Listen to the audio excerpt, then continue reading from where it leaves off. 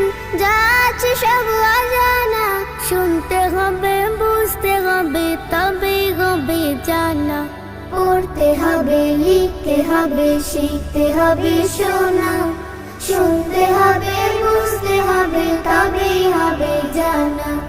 পড়তে হবে লিখতে হবে শিখতে হবে শোনা, শুনতে হবে বুঝতে হবে তবেই হবে জানা।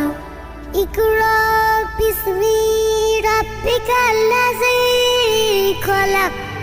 ইকরা ইকরা ইকরা ইকরা ইকরা ইকরা ইকরা ইকরা। প্রশ্ন কর